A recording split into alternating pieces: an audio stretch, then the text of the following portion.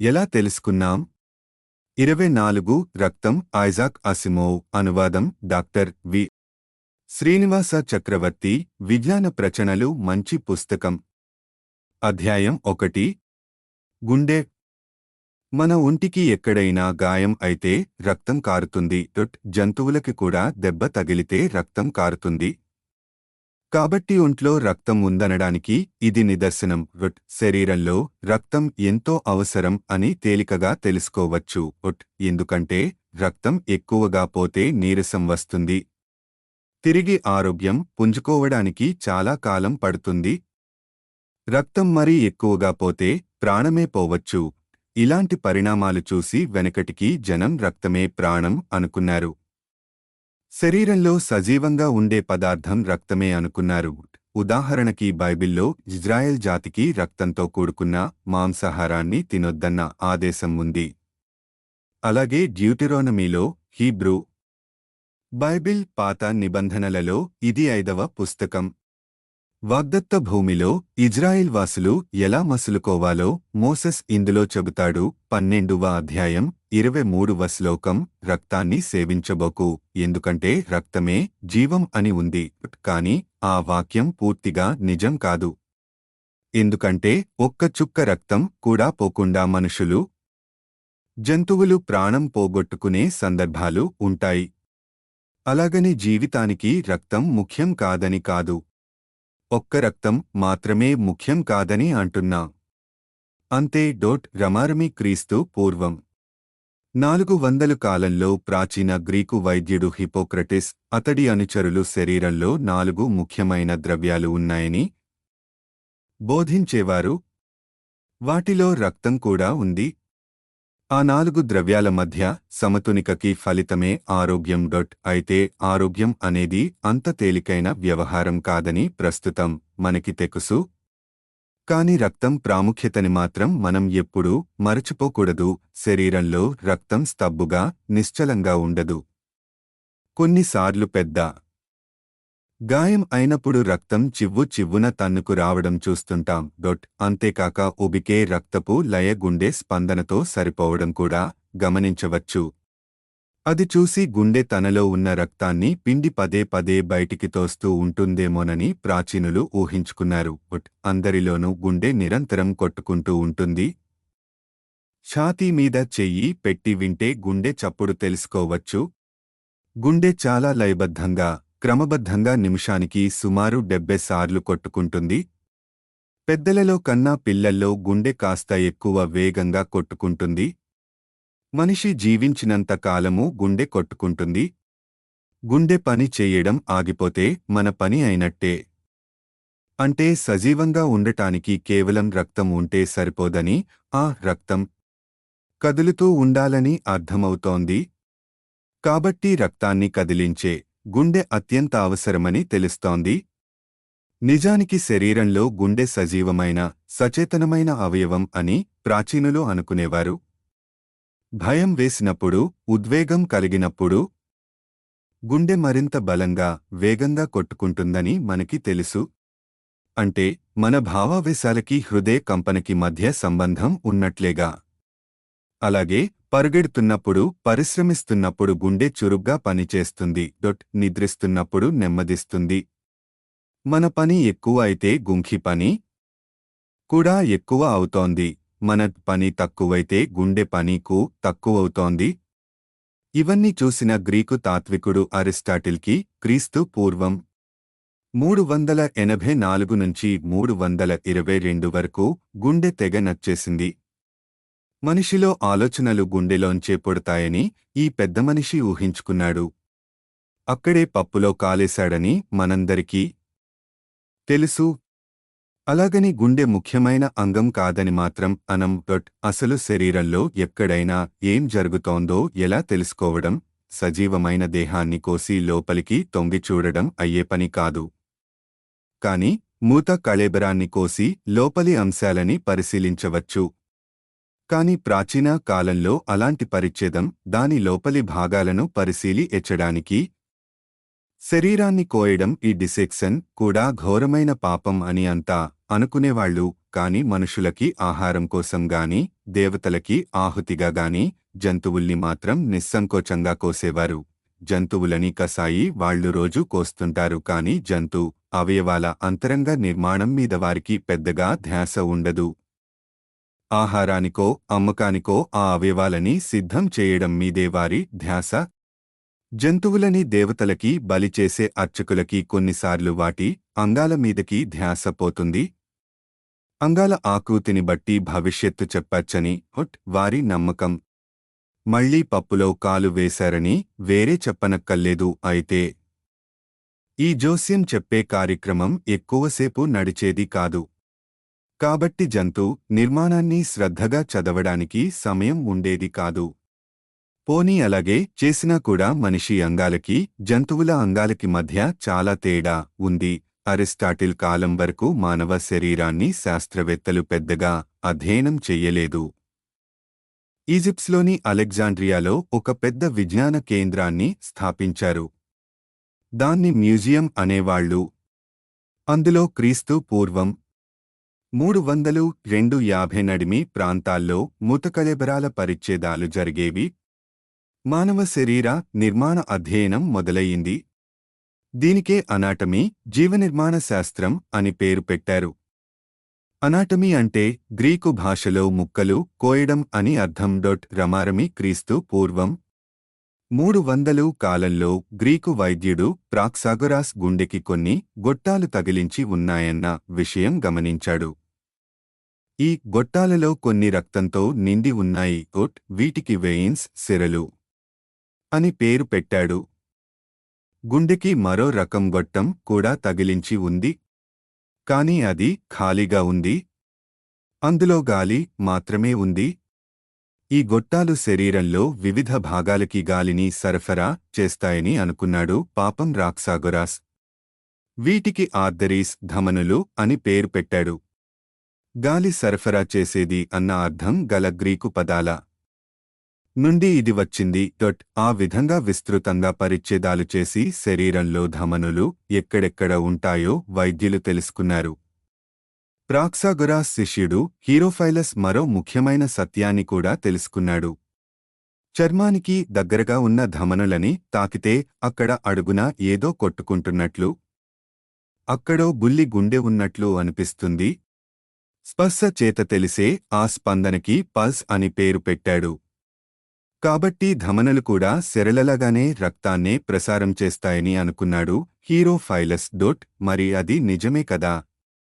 గుండె రక్తాన్ని ధమనుల లోకి తోస్తుంది.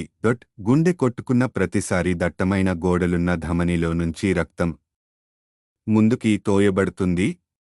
అలా బలంగా రక్తం ముందుకి తోసుకు పోతుంటే ధమని గోడలు వ్యాకోచిస్తాయి.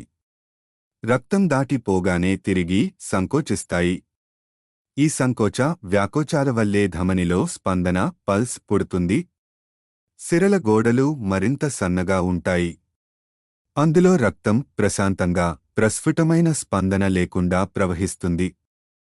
మనిషి మరణించినప్పుడు, చిట్టచివరిసారి గుండె కొట్టుకున్నప్పుడు కొంత రక్తం ధమనులలోకి పోతుంది.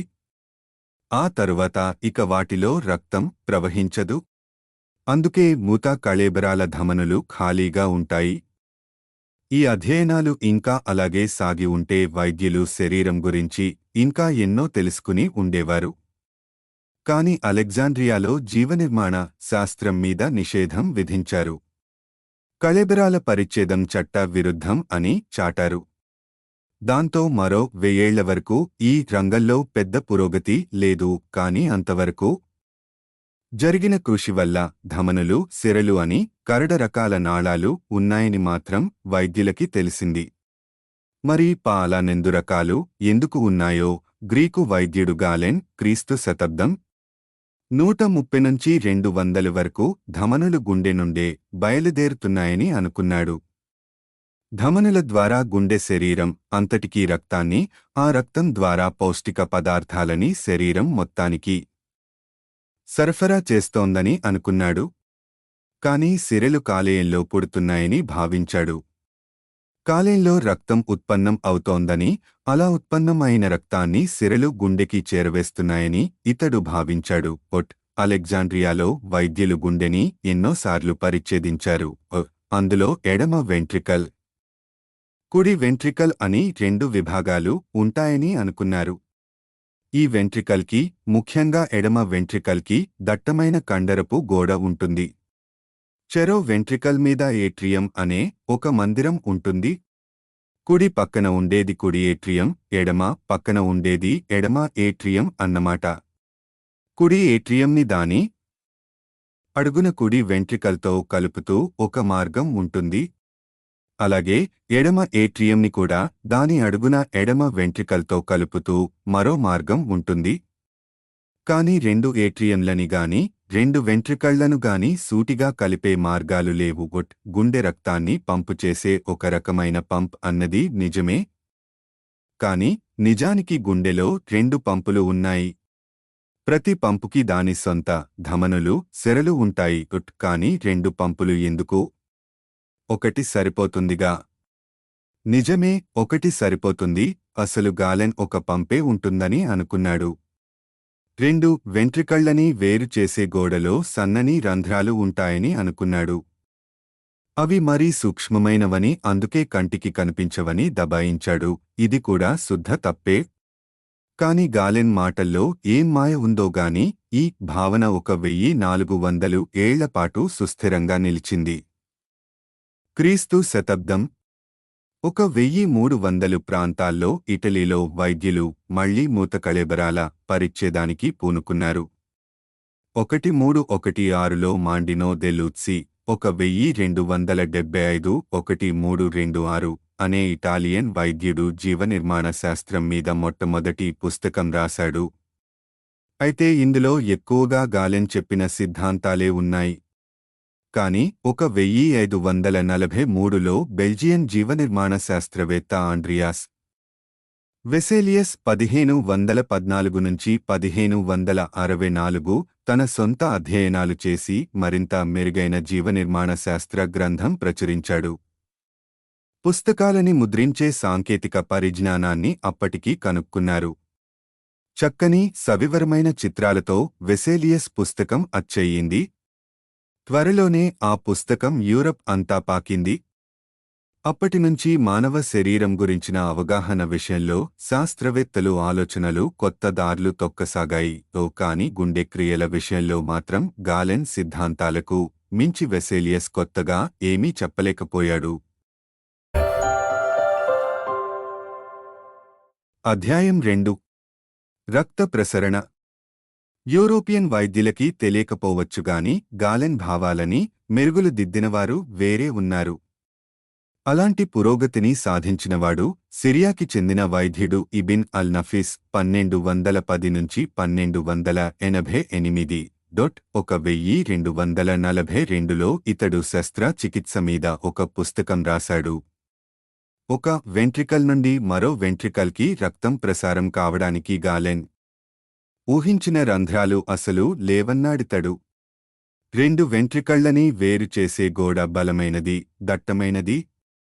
అందులో నుంచి రక్తం స్రవించే ఆస్కారమే లేదు. అంటే మరి గుండెలో ఉన్న 2 పంపులకి మధ్య సంబంధమే లేదని అర్థమాట కాదు. కుడి వెంట్రికల్ నుండి రక్తం ప్రసారం కావడానికి నఫీస్ మరో మార్గాన్ని సూచించాడు. గుండె కొట్టుకున్నప్పుడు ఎడమ వెంట్రికల్లో ఉన్న రక్తం పల్మనరీ ధమని ద్వారా బయటికి పోతుంది. ఈ పల్మనరీ అన్న పదం లాటిన్లో ఊపిరితిత్తులని సూచిస్తుంది. ఆ ధమని రక్తాన్ని ఊపిరితిత్తులకి సరఫరా చేయడం వల్ల దానికా పేరు వచ్చింది. ఊపిరితిత్తులని చేరిన పల్మనరీ ధమని చిన్న చిన్న శాఖలుగా విడిపోతుంది. ఒక దశలో ఈ శాఖలు ఎంత చిన్నవి అవుతాయంటే సూక్ష్మదర్శినిలో తప్ప వాటిని చూడడానికి సాధ్యం కాదు. ఊపిరితిత్తుల గోడల్లో విస్తరించి ఉన్న ఈ అతి సూక్ష్మ రక్తనాళాలు ఊపిరితిత్తులలోకి వచ్చే గాలిని సేకరిస్తాయి. ఈ సూక్ష్మనాళాలు కలిసి కలిసి మళ్లీ కంటికి కనిపించేటంత పెద్ద నాళాలు అవుతాయి. ఈ నాళాలు సిరలు. ఈ నాళాలు ఇంకా ఇంకా అలాగే కలిసి ఒక పెద్ద నాళంగా మారుతాయి. ఆ నాళమే పల్మనరీ సిర. గాలి కలిసిన రక్తాన్ని ఈ పల్మనరీ సిర తిరిగి ఎడమ ఏట్రియంకి మోసుకుపోతుంది. తరువాత ఎడమ ఏట్రియంలోని రక్తం కిందికి దిగి ఎడమ వెంట్రుకల్లోకి చేరుతుంది. గుండె కొట్టుకున్నప్పుడు ఎడమ వెంట్రికల్లో ఉన్న రక్తం అందులో కలిసిన గాలితో పాటు అయోర్హాలోకి ప్రవేశిస్తుంది. ఇది శరీరంలోకెల్లా అతి పెద్ద ధమని. ఇక్కడి నుంచి రక్తం శరీరంలో అన్ని భాగాలకి ప్రసారం అవుతుంది. కాబట్టి గుండె పని చెయ్యడానికి 2 పంపులు ఎందుకు అవసరమో ఇప్పుడు అర్థం అవుతుంది. బహుశా రక్తం కాలేయంలో రూపొంది గుండెని చేరి అక్కడి నుంచి శరీరం అంతటా వ్యాపించవచ్చు. కాని అది ముందు కుడి ఏట్రియంకి, అక్కడి నుంచి కుడి వెంట్రుకల్కి, అక్కడి నుంచి ఊపిరితిత్తులకి వెళ్ళి ఊపిరితిత్తుల నుండి తిరిగి ఎడమ ఏట్రియంకి వచ్చి అక్కడి నుంచి ఎడమ వెంట్రుకల్కి దిగి అక్కడి నుంచి శరీరం అంతటా వ్యాపిస్తుంది. రక్తంలో గాలి కలేటానికి కావలసిన ఏర్పాటు గుండెలో కుడి భాగం వల్ల ఏర్పడుతోంది. కాబట్టి రక్తం కుడి వెంట్రికల్ నుండి ఊపిరిత్తులకి తిరిగి వెనక్కి ఎడమ ఏట్రియంకి చేరుతుంది. ఆ విధంగా రక్తం నడిచే గతి చక్రికంగా సర్క్యులర్ ఉంది కాబట్టి రక్తం సర్క్యులేట్ అవుతుంది అంటారు. ఈ లాటిన్ మాటకి చక్రగతిలో తిరగటం అని అర్థం. గుండె నుండి ఊపిరితిత్తులని చేరి తిరిగి వచ్చే దూరం తక్కువ కనుకనే దీన్ని హ్రస్వ ప్రసారం అంటారు. కాని ఎడమ వెంట్రికల్ని విడిచిపెట్టి అయోధ్యలో నుంచి బయటికి ప్రవహించిన రక్తం ఎక్కడికి పోతుంది అన్న విషయం మీద ఇబిన్ నఫీస్ ఏమీ చెప్పలేకపోయాడు. బహుశా ఆ రక్తాన్ని శరీరం వాడేస్తుందేమో. అందుకే కాలేయంలో మళ్లీ కొత్తగా రక్తం పుడుతుందేమో. అయితే ఆ రోజుల్లో ఊపిరితిత్తుల్లోని సన్నని రక్తనాళాలని, సూక్ష్మమైన ధమనులని, సిరలని ఎవరూ చూడలేకపోయేవారు. గాలెన్ ఊహించిన రంధ్రాలకి మళ్ళే ఇవి కూడా ఎవరికీ కనిపించలేదు. ఇబిన్ నఫీస్ చేసిన సూచనలో ఇదే దోషం. ఇక్కడ మరో తిరకాసు కూడా ఉంది. యూరోప్లో ఇబిన్ నఫీస్ పుస్తకం గురించి ఎవరికీ తెలియదు. 1924 దాకా ఆ సంగతి ఎవరికీ తెలియదు. యూరోపియన్లు ఆ సంగతిని సొంతంగా, స్వతంత్రంగా కనుక్కోవలసి వచ్చింది. ఆ ఆవిష్కరణని మొట్టమొదట చేసినవాడు స్పానిష్ వైద్యుడు మైకేల్ సెర్విటస్ 1511 నుంచి 1553. సెర్విటస్ చాలా అస్థిరమైన పరిస్థితులలో జీవించాడు. పాశ్చాత్య యూరప్కి చెందిన కాథలిక్ చర్చ్ రెండుగా చీలిపోయింది. ప్రతిఘటించి విడిపోయిన వర్గాన్ని ప్రొటెస్టంట్లు అంటారు. వెనకటి సాంప్రదాయానికి కట్టుబడి మిగిలిపోయిన వారు కాథలిక్కులు.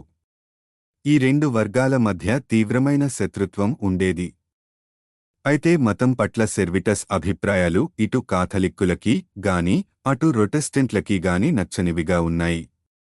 1553లో తన అభిప్రాయాలని వ్యక్తం చేస్తూ ఒక పుస్తకం రాశాడు.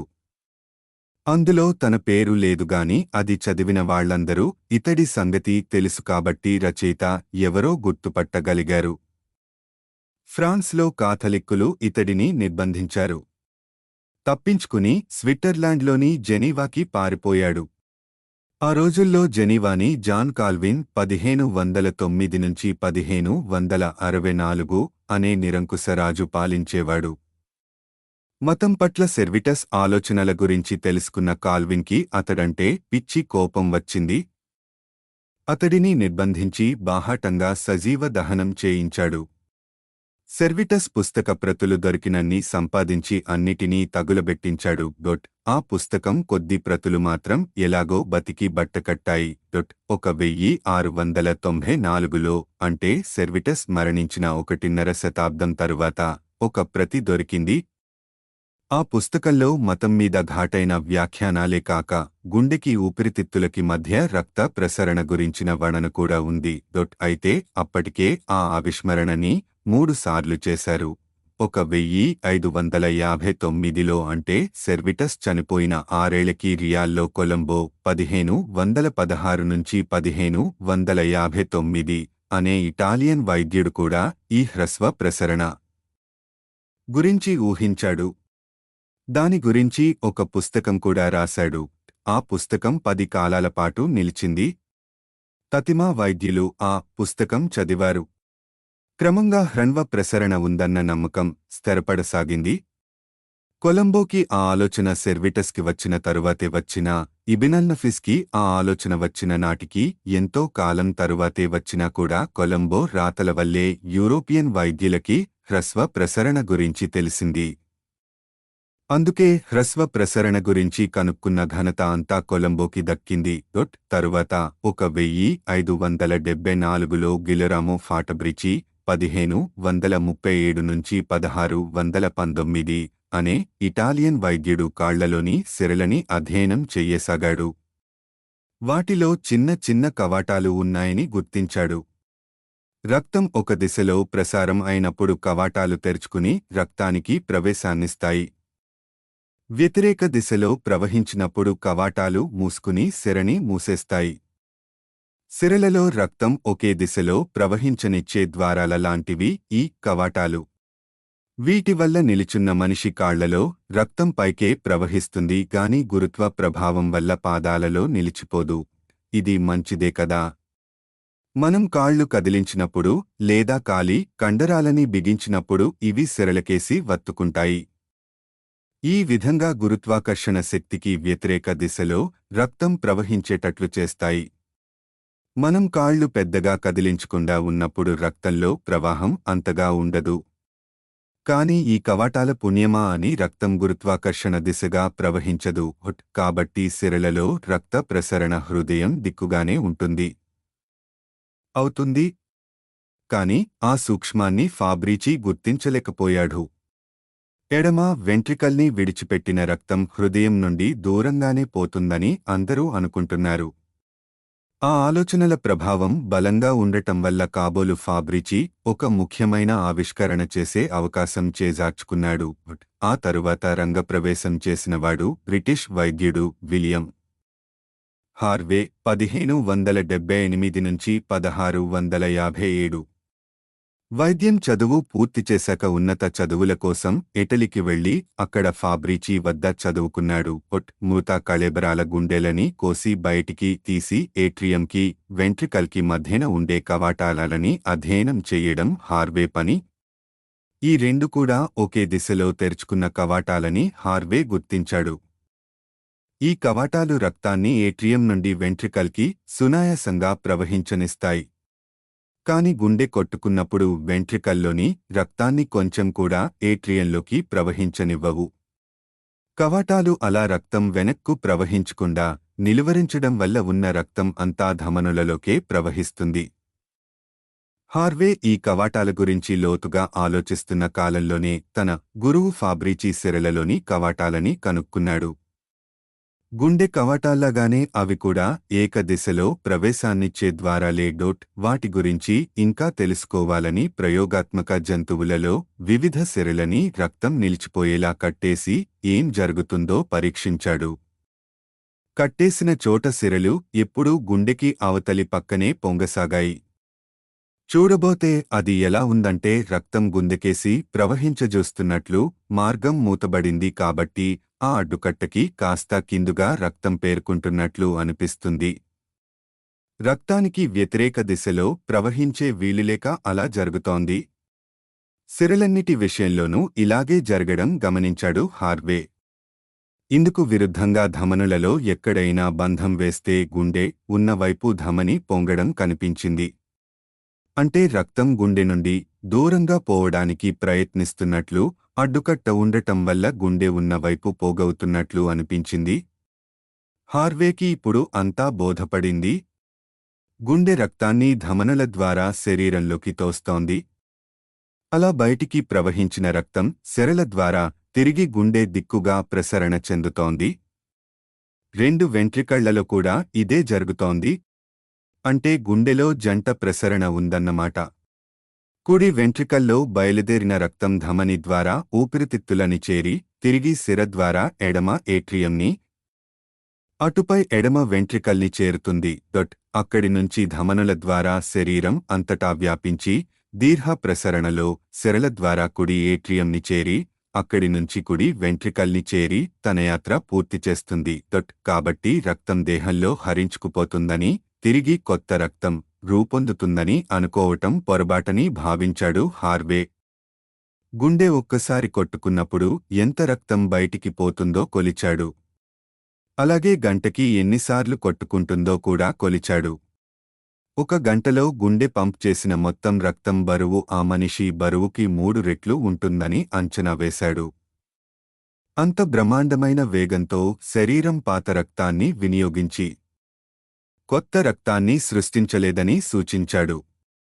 ఒకే రక్తం ప్రసారమై మళ్లీ మళ్లీ ఉపయోగింపబడుతూ ఉండాలని అనుకున్నాడు హార్వే. అయితే ఇబిన్ అల్ నఫీస్ని ఇబ్బంది పెట్టిన సమస్యే హార్వేని కూడా ఇబ్బంది పెట్టింది. చిన్న చిన్న ధమనులని సెరలని కలిపే అత్యంత సూక్ష్మమైన మధ్యంతర నాళాలు కంటికి కనిపించవు. మరి అవి నిజంగా ఉన్నట్టా లేనట్టా?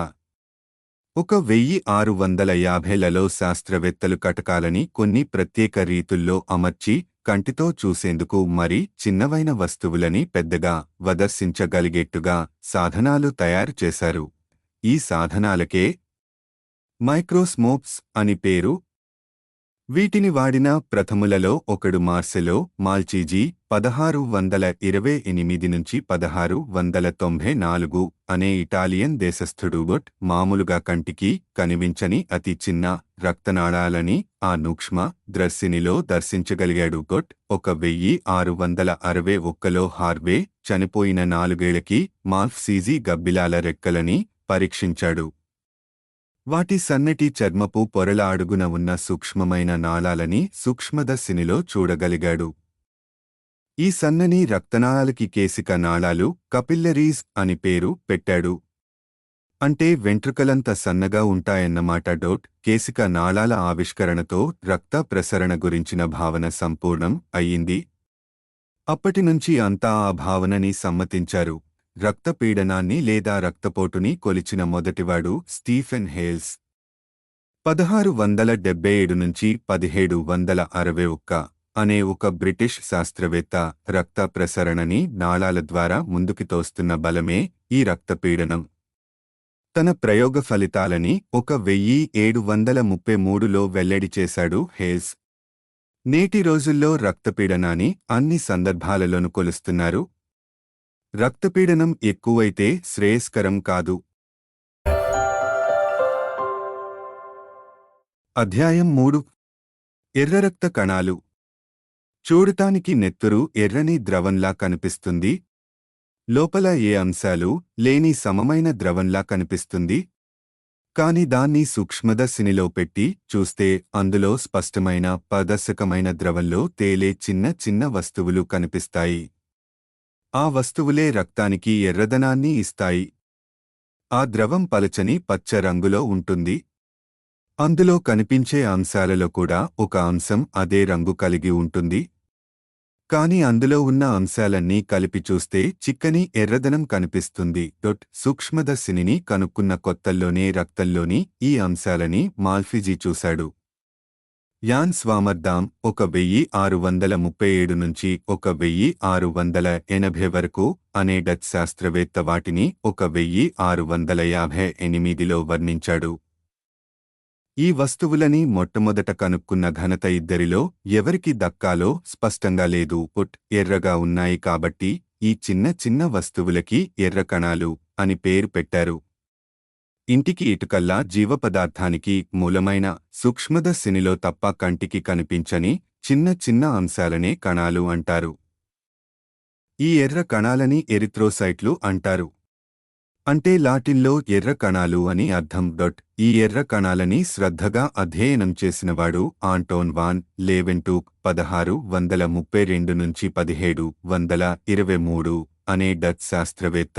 తొలినాటి సూక్ష్మదర్శినులలో కెల్లా శ్రేష్టమైన దూరదర్శినులు అతడి వద్ద ఉండేవి. మేలిమి గాజు కటకాలని నునుపుగా రుద్ది చక్కగా తీర్చిదిద్దేవాడు. ఆ కటకాల నుంచి చూస్తే అతి చిన్న వస్తువులు కూడా కొండంత పెద్దగా కనిపించి ఆశ్చర్యం కలిగించేవి. ఆ రోజుల్లో అంత మంచి సూక్ష్మదర్శినులు మరెవరి వద్దా లేవు. లేవెన్హుక్ ఎర్ర కణాల రూపాన్ని వర్ణించాడు. ఈ కణాలు చదునైన పళ్ళేలలా ఉండి మధ్యలో లొత్తగా ఉంటాయి. మధ్యలో రంధ్రంలేని గారెలలా ఉంటాయి ఈ కణాలు. ఈ కణాల పరిమాణాన్ని అంచనా వేయడానికి ప్రయత్నించాడు లేవెన్హుక్. అవి చాలా ఇతర కణాల కన్నా చాలా చిన్న కణాలు. ఈ కణాలు 3400 తీసుకుని వరుసగా గొలుసుకట్టుగా పేర్చితే ఆ గొలుసు పొడవు 1 అంగుళం ఉంటుంది. రొట్టెల దొంతరలా ఈ కణాలని ఒకదాని మీద ఒకటి వచ్చేలా 12,000 కణాలని పేర్చితే వాటి ఎత్తు 1 అంగుళం అవుతుంది. ఒక బుల్లి ఘనాన్ని తీసుకుందాం. దాని వెడల్పు, పొడవు, ఎత్తు 25 అంగుళాలు ఉన్నాయనుకుందాం. ఇలాంటి పాత్ర నిజంగా ఉన్నా అది చూపుకి ఆనటం కష్టం. అలాంటి పాత్ర నిండా రక్తం నింపాం అనుకుందాం. అందులో పెద్దగా రక్తం పట్టదులేండి. ఒక్క బొట్టు రక్తాన్ని నింపటానికి అలాంటి పాత్రలు 50 కావాలి. అయినా అంత చిన్న పాత్రలో రక్తం నింపితే ఆ రక్తంలో 50 లక్షల ఎర్ర కణాలు ఉంటాయి. ఈ సంఖ్యని 1852లో కార్ల్ ఫియరోట్ 1818 నుంచి 1884 అనే జర్మన్ శాస్త్రవేత్త అంచనా వేశాడు. అయితే రక్తం ఎప్పుడూ ఎర్రగా ఉండదు. ఊపిరితిత్తుల నుండి తిరిగి వచ్చాకనే అది ఎర్రగా మారుతుంది. ఊపిరితిత్తుల్లో రక్తం గాలిని తీసుకుంటుంది. ఎడమ వెంట్రికల్ నుండి వెలువడి శరీరానికి సరఫరా అయ్యే రక్తం ఎర్రగా ఉంటుంది. శరీరంలోని ధాతువులు రక్తంలో ఉండే గాలిని లోనికి తీసుకుంటాయి. అలా గాలి పోయిన రక్తం నీలంగా మారిపోతుంది. అది గుండెలోకి తిరిగి వచ్చి ఊపిరితిత్తులని చేరాకనే మళ్లీ మొదటి ఎర్రదనాన్ని సంక్రమించుకుంటుంది. 1669లో ఈ విషయాన్ని మొట్టమొదట గుర్తించినవాడు ఇంగ్లీషు వైద్యుడు రిచర్డ్ లోబర్. 1631 నుంచి 1691 ధమనులలో రక్తం ఎప్పుడూ చిక్కని ఎర్ర రంగులో ఉంటుంది. దీన్ని ధమనుల రక్తం అంటారు. అలాగే సిరలలో రక్తం నీలంగా ఉంటుంది. దీన్ని సిరల రక్తం అంటారు. మీరు తెల్లని శరీర ఛాయ గలవారైతే ఒకసారి చేతులు వెనక్కి తిప్పి చూసుకోండి. చర్మానికి అడుగున సిరలు నీలి గీతల్లా కనపడతాయి. ఇవి రక్తాన్ని గుండె దిక్కుగా మోసుకుపోతూ కనిపిస్తాయి. వాటిలో ప్రసారం అయ్యే రక్తం ఎర్ర రక్తం కాదు. మీరు చామన ఛాయ గలవారైనా లేదా బాగా ఎండలో తిరిగి రంగు తగ్గినా సిరల నీలి రేఖలు అంత స్పష్టంగా కనిపించవు. వెనుకటి రోజుల్లో డబ్బున్నవాళ్లే ఇంటిపట్టున నీడలో చల్లగా ఉండేవారు. పేదవాళ్లు కూలినాలి చేసుకుంటూ పొలాలలో కష్టపడేవారు. యూరప్లో ధనిక వర్గానికి చెందినవారు తెల్లగా, ఎండకి కమలని చర్మం కలిగి ఉండేవారు. వారి చర్మంలో సిరలు కనిపించేవి. అందుకే వాళ్లని నీలి రక్తం మనుషులు అనేవారు. ప్రమాదవశాత్తు ఒక సిర తెగినా అందులోంచి బయటికి స్రవించే రక్తం నీలంగా కనిపించదు. బయట గాలి సోకగానే గాలి కలిసిన రక్తం ఎర్రగా మారిపోతుంది. గాలిలో ఏ అంశం రక్తాన్ని ఎర్రగా మారుస్తోంది? 1774లో జోసెఫ్ ప్రీప్లీ 1733 నుంచి 1804 అనే బ్రిటిష్ రసాయన శాస్త్రవేత్త ఒక కొత్త వాయువుని కనుక్కున్నాడు. ఈ వాయువులో నిప్పు బాగా మండుతుంది. ఆ వాయువు ఉన్న జాడీలో రగులుతున్న నిప్పు కణికని ప్రవేశపెడితే భగ్గున మండుతుంది. 1778లో ఆంట్వాన్ లారెంట్ లవోషియే 1743 నుంచి 1794 అనే ఫ్రెంచ్ రసాయన శాస్త్రవేత్త గాలిలో 2 రకాల వాయువులు ఉంటాయని నిరూపించాడు. అందులో 5వ వంతు వాయువు ప్రీస్లీ కనుక్కున్న వాయువు. దీనికి లవోషియే ఆక్సిజన్, ప్రాణవాయువు అని పేరు పెట్టాడు. మిగతా 4/5 వంతు వాయువు నైట్రోజన్, నత్రజని. ఆక్సిజన్ రక్తంతో కలిసి దాన్ని ఎర్రబరుస్తుంది. అంటే ధమనులలో రక్తం ఆక్సిజనీకృతమైన రక్తం అన్నమాట. 1857లో జూలియస్ లోథార్ మేయర్ 1830 నుంచి 1895 అనే జర్మన్ రసాయన శాస్త్రవేత్త రక్తంలోని ద్రవ్య భాగంతో ఆక్సిజన్ కలవటం లేదని నిరూపించాడు. అది ఎర్ర కణాలతో కలుస్తోంది. దేహ కణాలలో ప్రోటీన్లు, మాంసకృత్తులు అనే సంక్లిష్టమైన అణువులు ఉంటాయని అప్పటికే శాస్త్రవేత్తలకి తెలుసు. ఒక్కొక్క ప్రోటీన్ అణువులోనూ వందల, వేల పరమాణువులు ఉంటాయి. 1851లో జర్మన్ రసాయన శాస్త్రవేత్త ఆటో ఫంకే 1828 నుంచి 1879 ఎర్ర కణాలలో ఉండే ఒక ప్రోటీన్ని వెలికితీశాడు. ఎర్నెస్ట్ ఫెలిక్స్ హోపెసెల్లర్ 1825 నుంచి 1895 అనే మరో జర్మన్ రసాయన శాస్త్రవేత్త ఆ ప్రోటీన్ పదార్థాన్ని శుద్ధం చేసి దాన్ని క్షుణ్ణంగా అధ్యయనం చెయ్యసాగాడు. ఎర్ర కణాలలో ఉండే ఈ ప్రోటీన్కి హిమోగ్లోబిన్ అని పేరు పెట్టారు. గ్రీకు భాషలో హీమో అంటే రక్తం, గ్లోబిన్ అనేది ఒక రకమైన ప్రోటీన్ జాతిని సూచిస్తుంది. అంటే హీమోగ్లోబిన్ అనేది ఒక రకమైన రక్త ప్రోటీన్ అన్నమాటడో. రక్తం ఊపిరితిత్తుల గుండా ప్రసారం అయినప్పుడు ఆక్సిజన్ విరహితమైన నీలిరంగు హిమోగ్లోబిన్ గాలిలోని ఆక్సిజన్తో కలిసి చిక్కని ఎరుపు రంగు గల ఆక్సిహిమోగ్లోబిన్గా మారిపోతుంది. హిమోగ్లోబిన్ అణువు ఆక్సిజన్ అణువులని వదులుగా పట్టుకుని ఉంటుంది. రక్తం కేశికణాలలోకి ప్రవేశించినప్పుడు చుట్టూ ఉన్న శరీర ధాతువుకి చెందిన కణాలు ఆక్సిహిమోగ్లోబిన్లోని ఆక్సిజన్ని తీసుకుంటాయి. ఆక్సిహిమోగ్లోబిన్ అప్పుడు మళ్లీ వట్టి హిమోగ్లోబిన్గా మారిపోతుంది.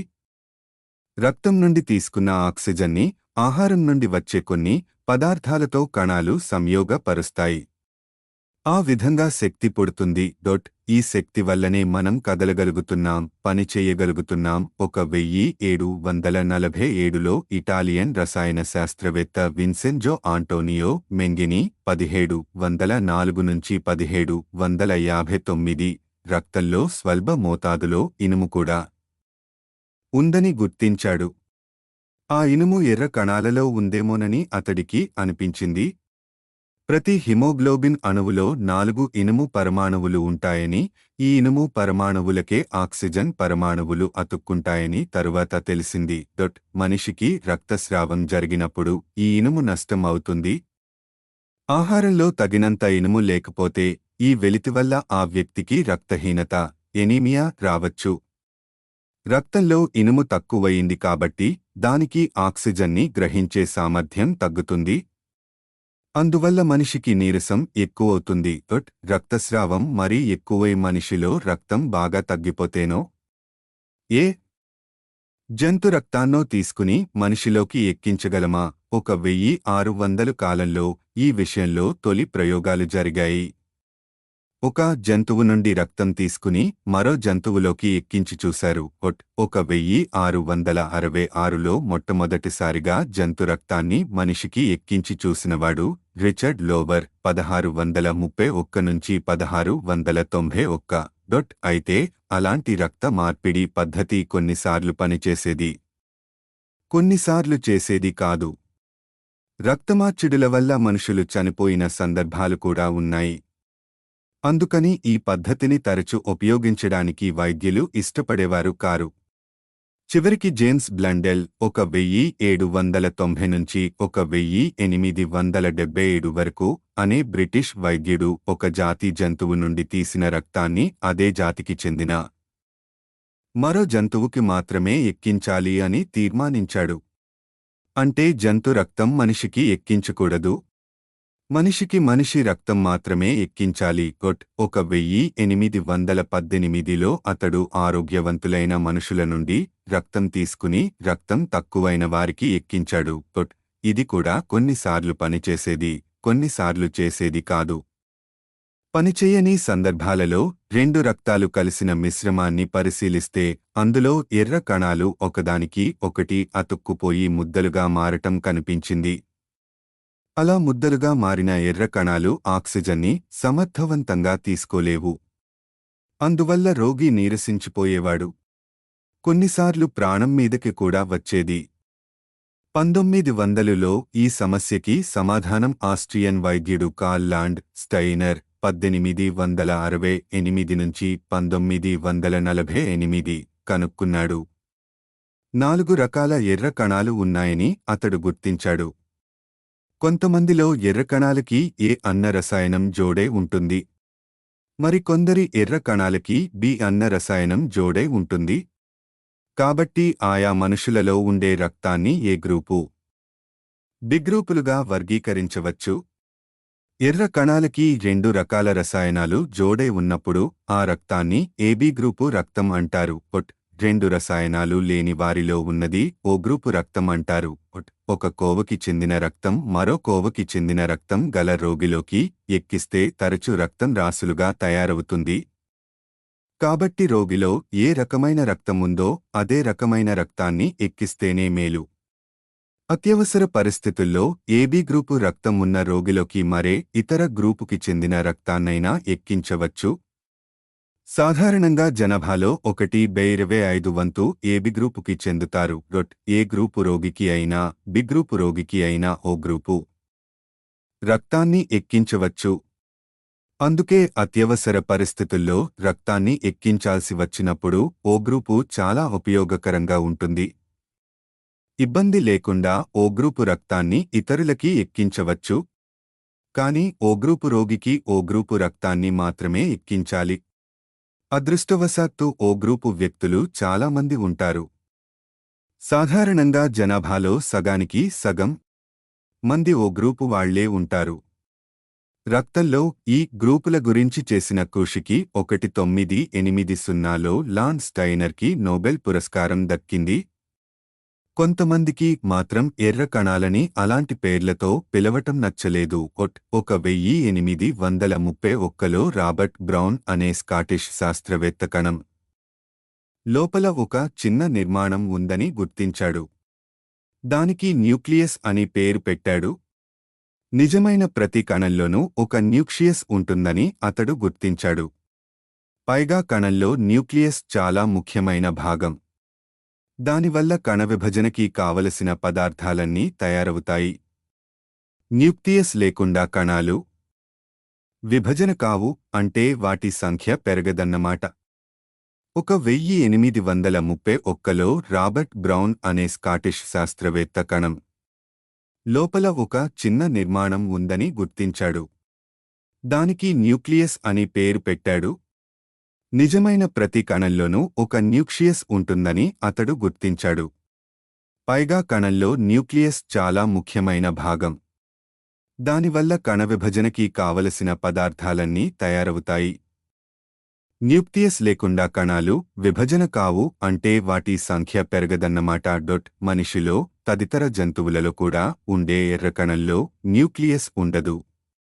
కాబట్టి అది నిజమైన కణం కాదన్నమాట. అందుకే దాన్ని కొన్నిసార్లు ఎర్ర కార్చసల్ అంటారు. ఈ ఎర్ర కణాలు లేదా ఎర్ర కార్చసల్లు పేరు ఏదైనా కానివ్వండి, ఎక్కువ కాలం సజీవంగా ఉండవు.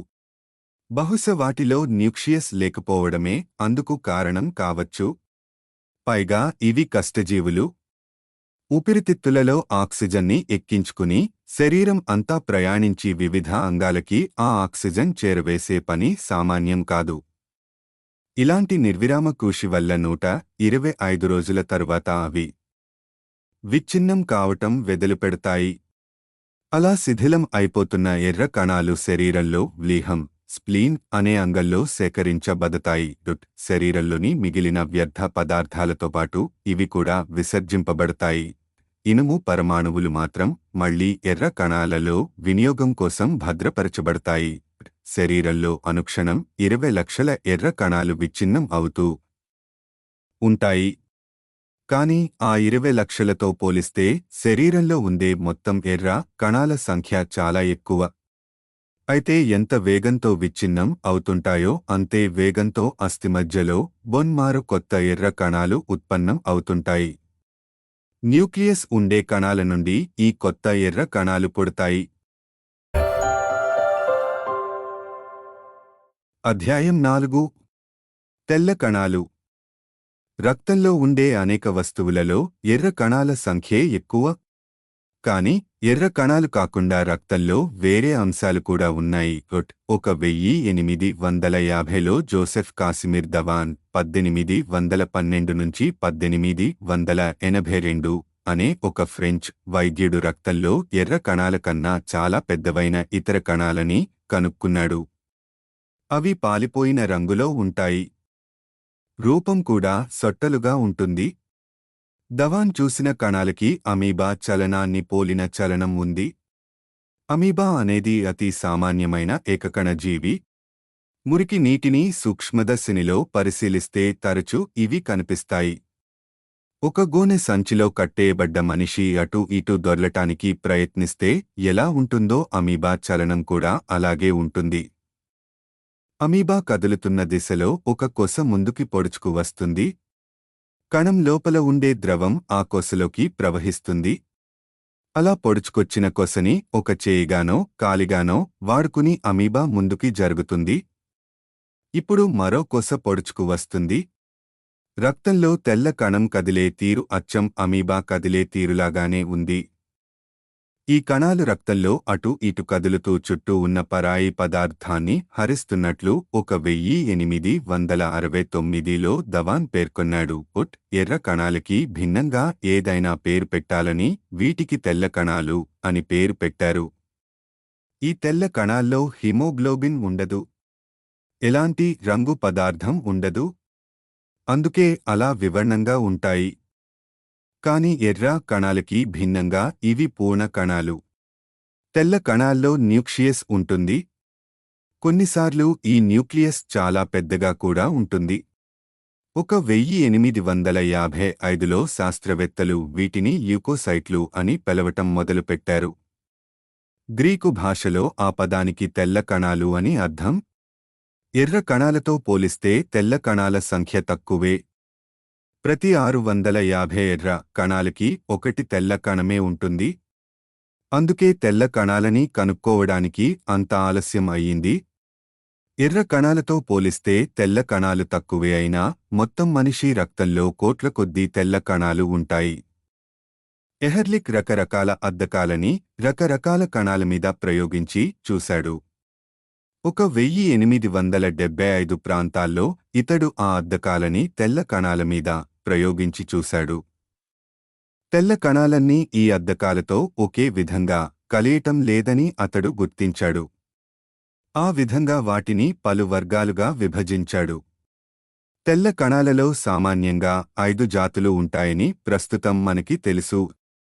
సామాన్య పరిస్థితుల్లో ఈ 5 జాతులు ఖచ్చితమైన నిష్పత్తులలో ఉంటాయి. ఈ నిష్పత్తులలో గణనీయమైన మార్పులు వస్తే రోగసూచకం కావచ్చని వైద్యులు హెచ్చరిస్తారు. కొన్నిసార్లు అస్థి మధ్యలో ఉండే కణాలు మామూలుగా కన్నా ఎక్కువ తెల్ల కణాలని పుట్టిస్తాయి. అలాంటి పరిస్థితులలో తెల్ల కణాల సంఖ్య మామూలుగా కన్నా 150 రెట్లు ఎక్కువ ఉండొచ్చు.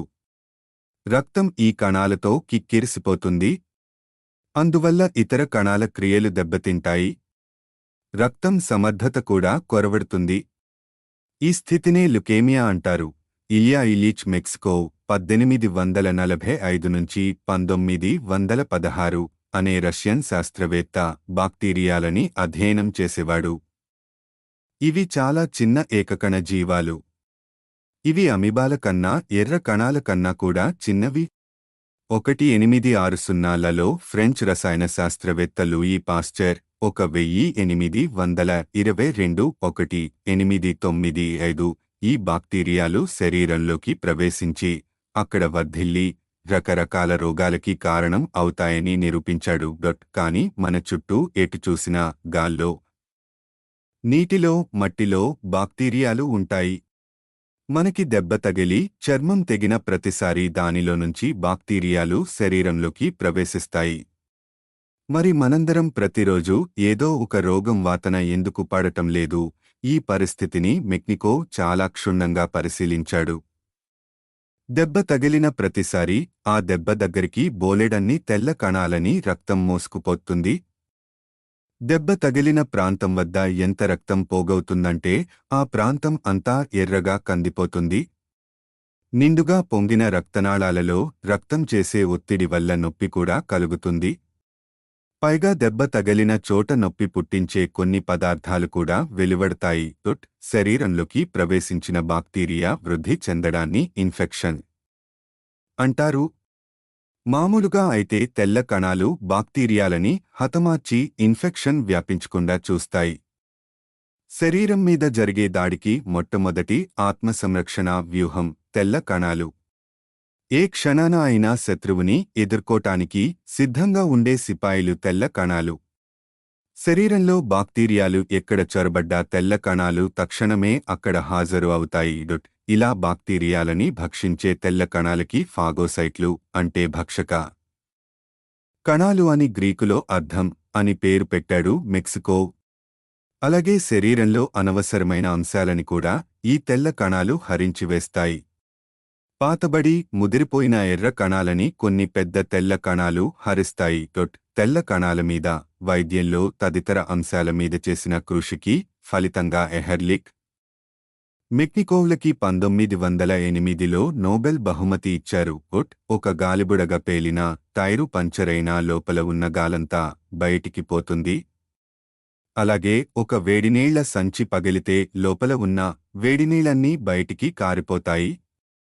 అలాగే శరీరానికి రంధ్రం అయితే అందులో నుంచి రక్తం బయటికి స్రవిస్తుంది, కాని అలా నిరవధికంగా జరగదు. గాయం మరీ పెద్దది అయితే తప్ప రసిక రక్తస్రావం ఆగిపోతుంది. రక్తం గడ్డకట్టుకుంటుంది. రక్తం గడ్డకట్టే ప్రక్రియ ఇలా జరుగుతుంది. రక్తంలో ఫైబ్రినోజెన్ అనే ప్రోటీన్ కలిసి ఉంటుంది.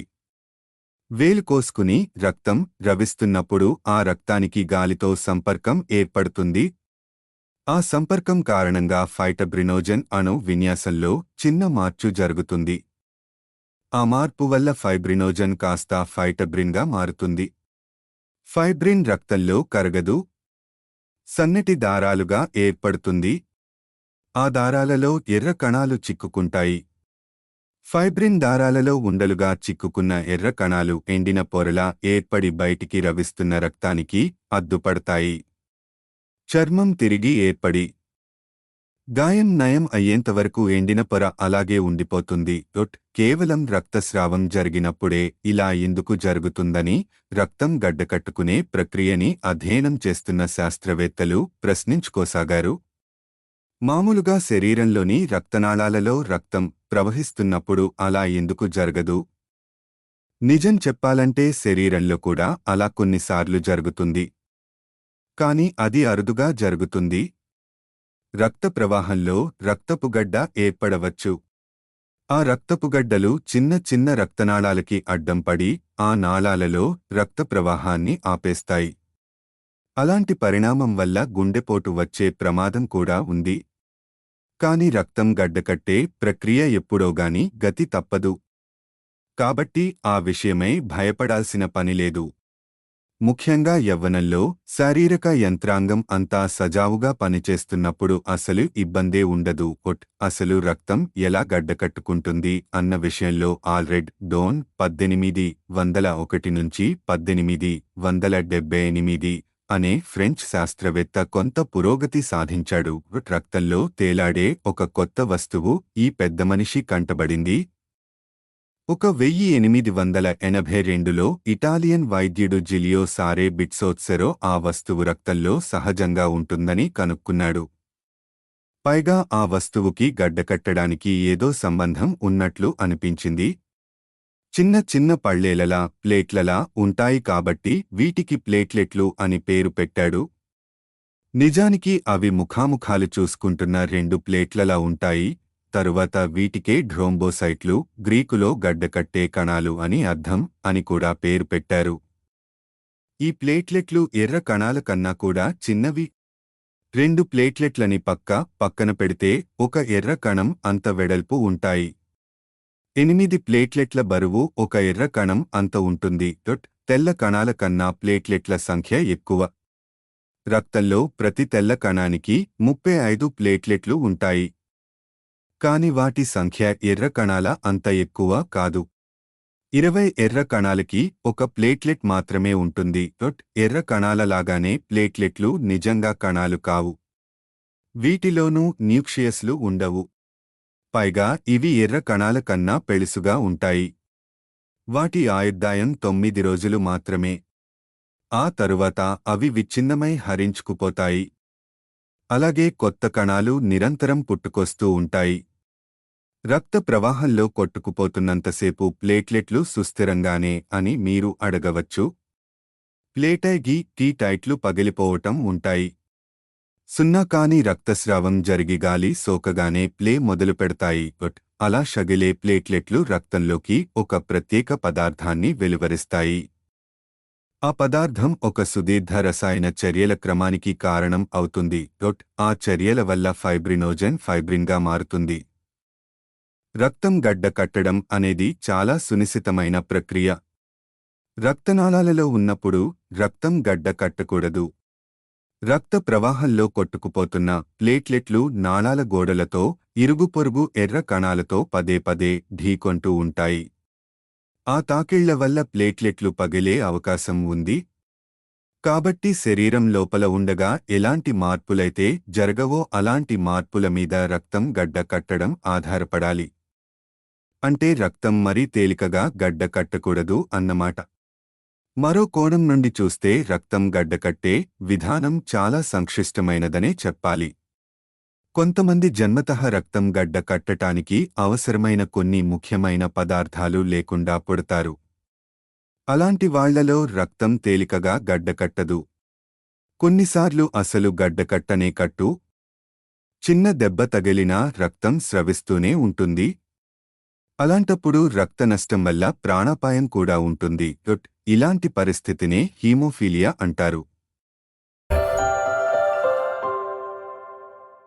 అధ్యాయం 5. ప్లాస్మా. రక్తంలో రూపం గల అంశాలు. ఈ ఎర్ర కణాలు, తెల్ల కణాలు, ప్లేట్లెట్ల అంటే వీటికొక నిర్దిష్ట రూపం, పరిమాణం ఉంటాయన్నమాట. రక్తంలోని ఈ రూపంగల అంశాలన్నీ తొలగిస్తే దీనికి ఒక సరళమైన పద్ధతి ఉంది. ఒక పాత్రలో రక్తాన్ని తీసుకుని పాత్రని అధిక వేగంతో గిర్రున తిప్పాలి. ఒక వస్తువుని గిర్రున తిప్పినప్పుడు అది కేంద్రం నుండి దూరంగా నెట్టబడుతుంది. ఉదాహరణకి ఒక రబ్బరు తాడుకి చివర ఒక బంతిని కట్టి తాడుని గాలిలో తిప్పితే వేగం పెరుగుతున్న కొద్దీ బంతి మన నుండి దూరంగా జరిగిపోతుంది. వేగం మరీ ఎక్కువ అయితే తాడు తెగుతుంది. అలాగే రక్తం ఉన్న పాత్రని తిప్పినప్పుడు అందులో రూపంగల అంశాలన్నీ పాత్ర అడుక్కి చేరతాయి. చివరికి ఈ అంశాలన్నీ పాత్ర అడుగున ఒక గడ్డలా ఏర్పడతాయి. వాటి పైభాగంలో వివర్ణమైన ద్రవం మాత్రం కనిపిస్తుంది. అడుగున ఉన్న గడ్డని కదిలించకుండా పైనున్న ద్రవాన్ని మాత్రమే ఒంపేయవచ్చు. రక్తంలో రూపంగల అంశాల శాతం 45. అంటే ఇంచుమించు సగభాగం అన్నమాట. ద్రవ్యభాగం శాతం 55. ద్రవ్యరూపంలో ఉండే అంశాన్నే ప్లాస్మా అంటారు. గ్రీకులో ఆ మాటకి రూపం లేనిది అని అర్థం. ఈ ప్లాస్మా వల్లనే రక్తం ద్రవంలా ప్రవర్తిస్తుంది. రక్తంలో కేవలం రూపంగల అంశాలు మాత్రమే ఉంటే వాటిని కదిలించటం కష్టం, అసాధ్యం కూడా. గుండె వాటిని పంపు చెయ్యలేదు. ఆక్సిజన్ని మోస్తున్న ఎర్ర కణాలు ప్లాస్మాలో కొట్టుకుపోతూ శరీరం అంతా ప్రయాణిస్తాయి. తెల్ల కణాలు ప్లాస్మాలో కొట్టుకుపోతూ శరీరంలో ఎక్కడ బాక్టీరియా ఉంటే అక్కడికి చేరతాయి. ప్లేట్లెట్లు కూడా రక్తస్రావం జరిగే చోటికి ప్లాస్మా వల్లనే చేరుకుంటాయి. ఇవి కాకుండా అసలు ప్లాస్మాకే శరీరంలో ఎన్నో ముఖ్యమైన బాధ్యతలు ఉన్నాయి. ఉదాహరణకి కాలేయంలోని కణాలలో ఎన్నో రసాయన చర్యలు జరుగుతుంటాయి. వాటి వల్ల ఎంతో వేడి పుడుతుంది. ఆ వేడి అక్కడే ఉండిపోతే కాలేయంలో కణాలు దెబ్బతింటాయి. ఇందుకు భిన్నంగా చర్మంలో ఉండే కణాలకి గాలి సోకుతూ ఉంటుంది కాబట్టి అవి వేడిమిని కోల్పోతూ ఉంటాయి. అది అలాగే నిరంతరాయంగా జరిగితే చర్మ కణాలలో వేడి నష్టం కావటం వల్ల కణాలు చల్లబడి చచ్చిపోయే అవకాశం ఉంది. ప్లాస్మా కాలేయంలోని వేడిమిని తొలగిస్తుంది. అలాగే ప్లాస్మా చర్మంలోకి వేడిని చొప్పిస్తుంది కాబట్టి చర్మం వెచ్చగా ఉంటుంది. ఈ విధంగా ప్లాస్మా వల్ల శరీరంలో వేడిమి సమంగా ఉంటుంది. శరీరాంగాల వేడిమిలో విపరీతమైన మార్పులు రాకుండా కాపాడుతుంది.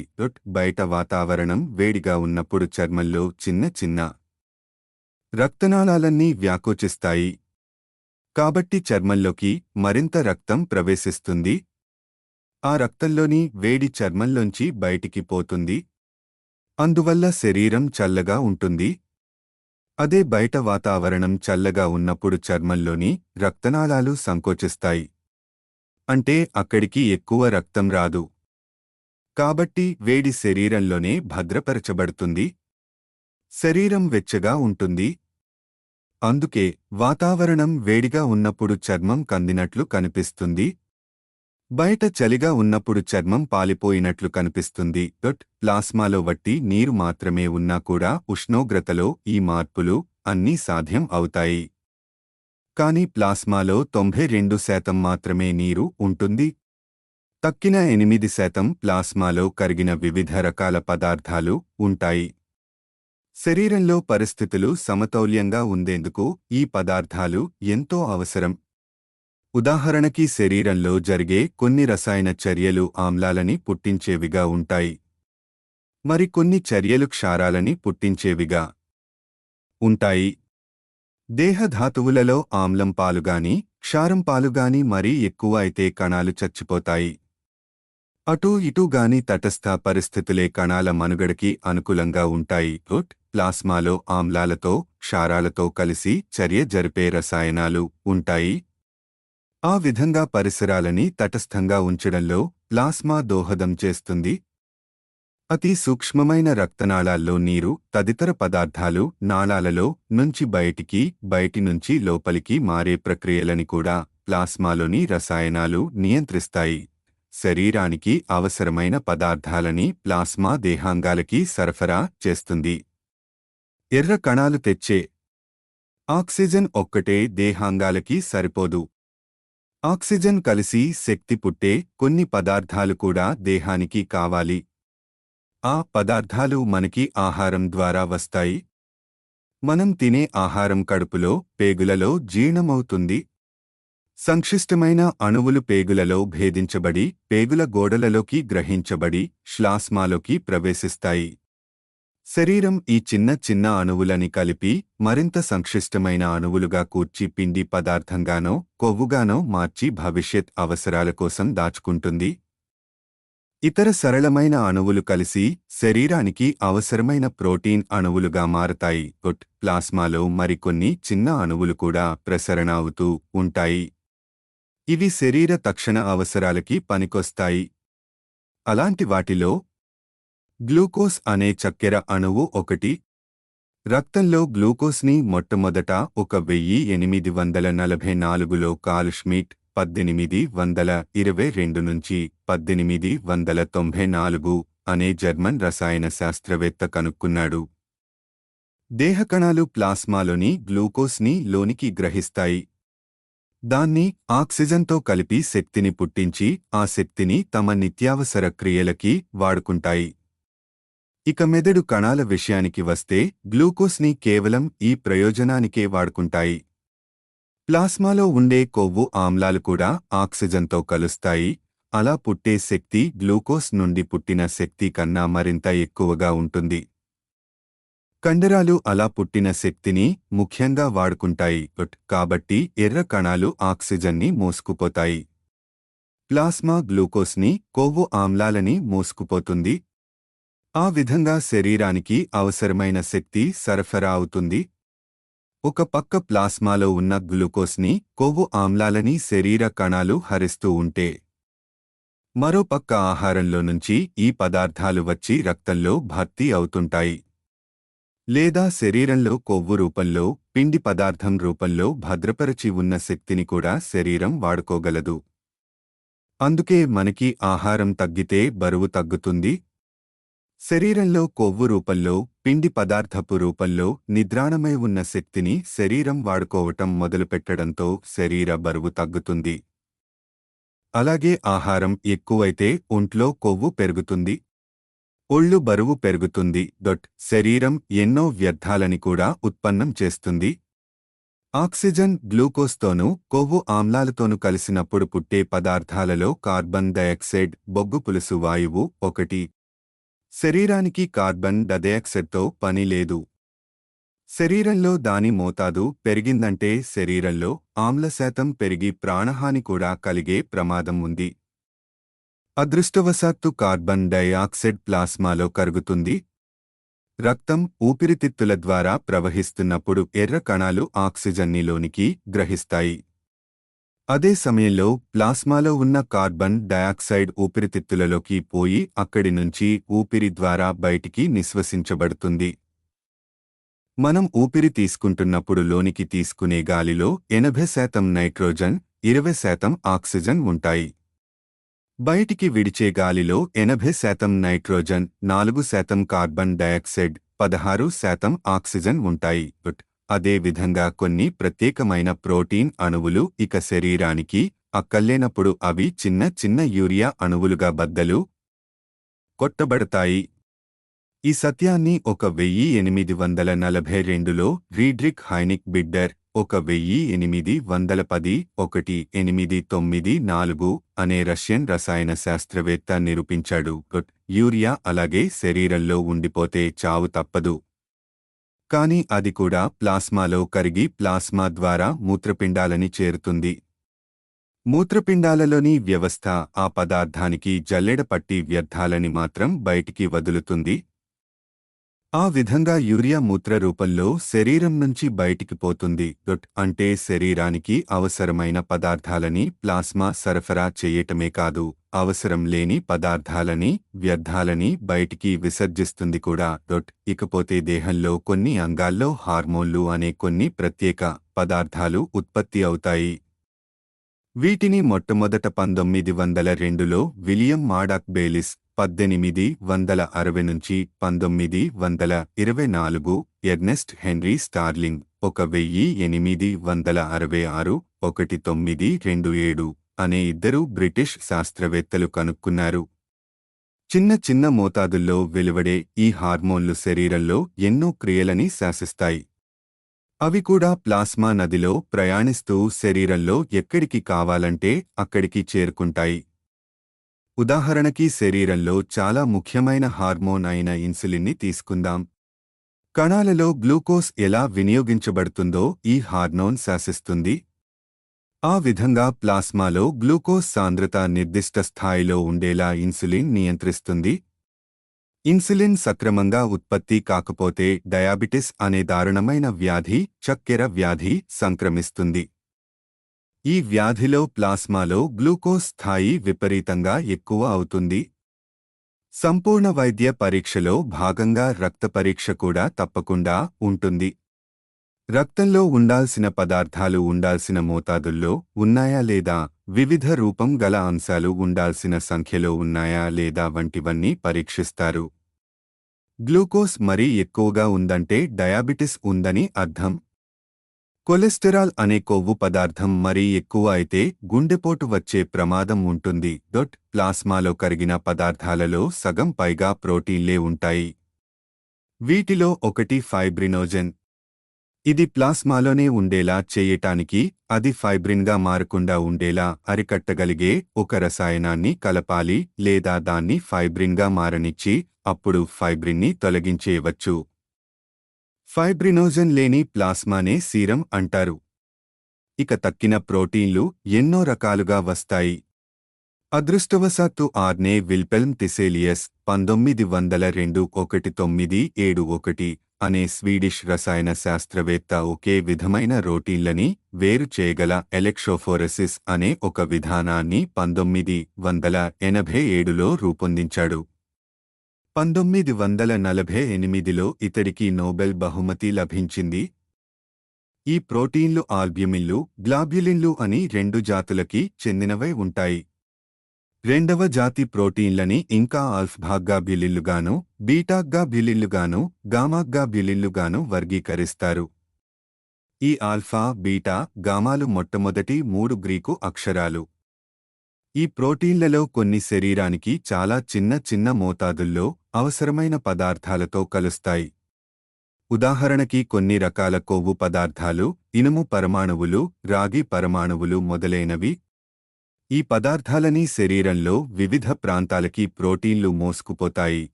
గామా గ్లోబ్యులిన్కి శరీరంలోకి ప్రవేశించే పరాయి అణువులతో, అంటే ఉదాహరణకి వైరస్లతో, బాక్టీరియాలు పుట్టించే పదార్థాలతో లేదా ఇతర హానికరమైన పదార్థాలతో కలిసే సామర్థ్యం ఉంటుంది.